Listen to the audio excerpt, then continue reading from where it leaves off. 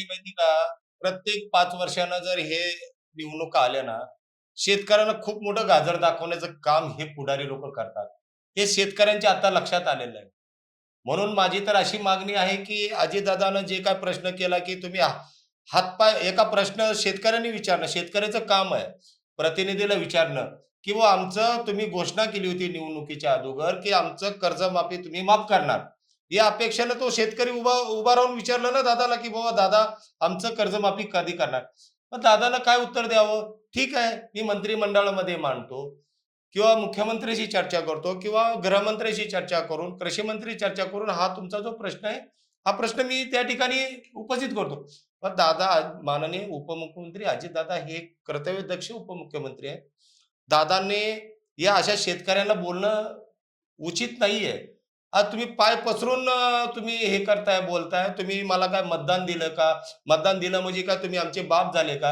असा अंथरूण बघून प्रश्न पाय पसरावा असं त्यांचं एक हात म्हणणं होतं. हां. हातरून बघून पाय पसरावं. ही शेतकऱ्यांना दादा ही एक शेतकरी कुटुंबातले आहेत.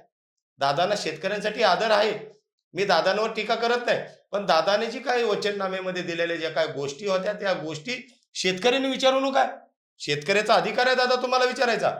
म्हणून माझी तुम्हाला आमच्या बळीराय शेतकरी संघटनेचे संस्थापक अध्यक्ष नितीनजी बागल साहेब यांच्या अध्यक्षतेखाली महाराष्ट्र राज्य संपर्क प्रमुख यांच्या वतीने दादांना विनंती आहे, मुख्यमंत्र्याला जो विनंती आहे, की ज्या शेतकऱ्यांसाठी तुम्ही वचननामे दिले होते, ते वचननामे तुम्ही पूर्ण करा.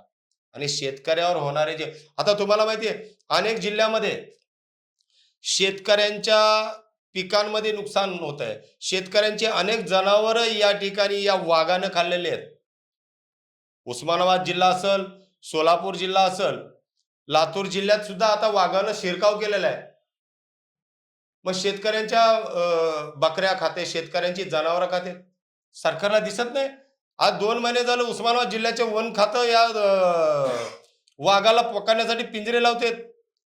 या ठिकाणी दिसला, येडशीच्या घाटात दिसला, तिकडं दिसला. अहो मग तुमचं वन खातं करतंय काय? मग आज जनावरांचे जीव घेतेत. उद्या जर शेतकरी पहाटं पाणी द्यायला जातोय. आज एखादी शेतकरी महिला आज रानात एकटं जायचं म्हणलं तर ती आज रानात जाऊ शकत नाही. अशी भयानक परिस्थिती या उस्मानाबाद जिल्ह्यामध्ये झालेली आहे. काल परवाच मला काही माहिती उस्मानाबाद जिल्ह्याच्या शेतकऱ्यांनी या ठिकाणी दिली, की वाघाला पकडण्यात हे वन खातं यश आहे. अपयश येतं त्याला. अपयश आहे. कधी पकडणार आहे? शेतकऱ्यांचा जीव घेतल्यावर. आज जनावरांचे जीव घेतलेले आहेत. शेतकऱ्यांचे जीव घेतात. ही जर घटना घडत गेल्या तर वन विभागा मी तर म्हणतो तेथील वन विभागावर कारवाई करावं. वन विभागाची बदली करा त्या ठिकाणी आणि दुसरे अधिकारी त्या ठिकाणी येऊन आज ड्रोनच्या माध्यमातून तुम्ही हे करा ना. वाघ कुठल्या तालुक्यात आहेत, कुठल्या शेतामध्ये, कुठल्या आज कुठं नुकसान केलेलं आहे शेतकऱ्यांचं.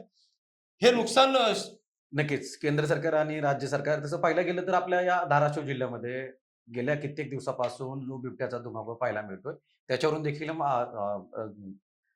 बळीराजा शेतकरी संघटनेचे रमेश मामा गंगे यांनी देखील राज्य सरकार, केंद्र सरकारवरती टीका केली आहे. ज्या ठिकाणी जे वन विभाग त्या ठिकाणी कामकाज करतंय, अक्षरशः डोळे झाकून कामकाज करतंय का? हा देखील अशा प्रकारे प्रश्न उपस्थित केला जातोय. कारण त्या ठिकाणी जे शेतकरी राहतायत, खेडोपाडी गावात जे शेतामध्ये जे शेतकरी कुटुंब राहते, त्यांच्याकडे अधिक ज्या गायी ज्या असतात किंवा जनावरे असतात, त्यांच्यावरती बिबट्या हल्ला करतोय आणि त्याच्यावरती त्यांचं नुकसान होतंय. त्या त्या प्रश्नाकडे कोणीही लक्ष देत नसल्याचं रमेश गंगे मामा यांचं म्हणणं आहे. परंतु आपण सध्या पाहतोय, की सध्या महाराष्ट्रभरामध्ये जो विषय गाजतोय, तो लाडक्या बहिणीचा विषय गाजतोय.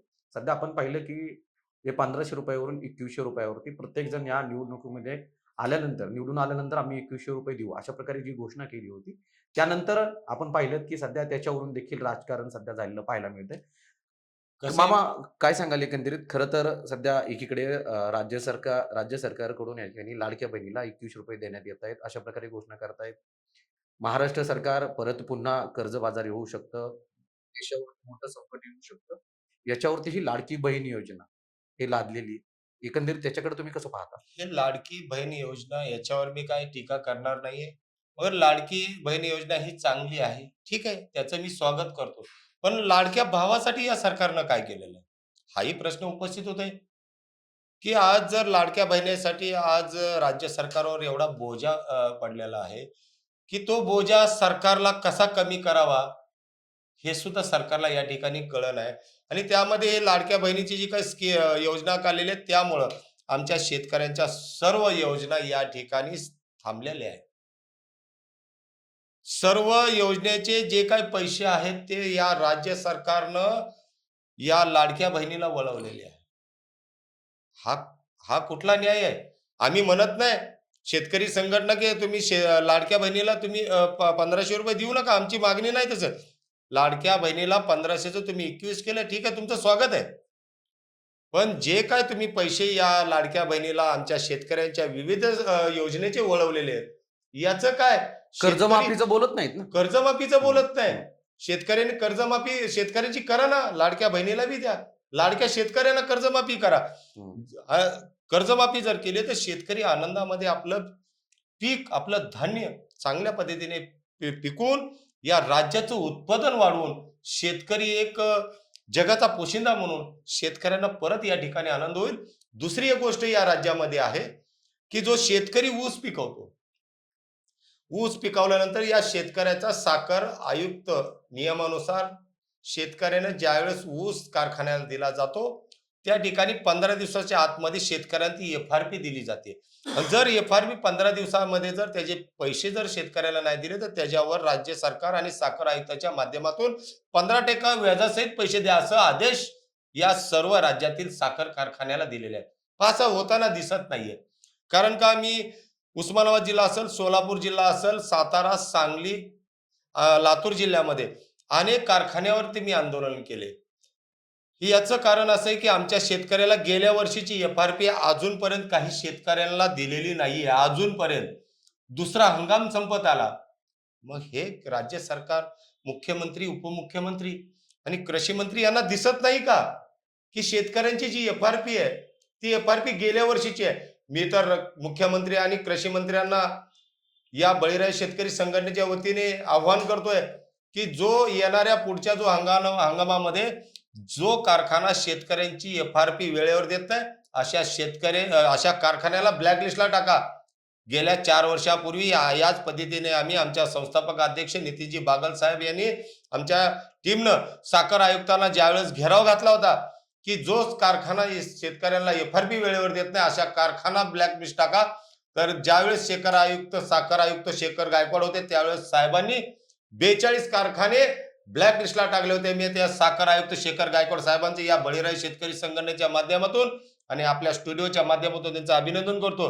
असंच याही साखर आयुक्तानं जो शेतकऱ्यांना आमचा कारखाना एफ-आर-पी वेळेवर देत नाही, असे कारखाने ब्लॅकलिस्टला टाकावे, अशी मागणी आज आम्ही बळीराजा शेतकरी संघटनेच्या माध्यमातून या ठिकाणी करतोय. आज आपल्यासोबत होते महाराष्ट्राचे राज्य संपर्क प्रमुख बळीराजा शेतकरी संघटनेचे रमेश गंगे मामा. मामा, तुमचं खूप खूप धन्यवाद. आपल्या या स्टुडिओमध्ये आलात, आपण वेळ दिलात, त्याबद्दल आपले आभार. धन्यवाद.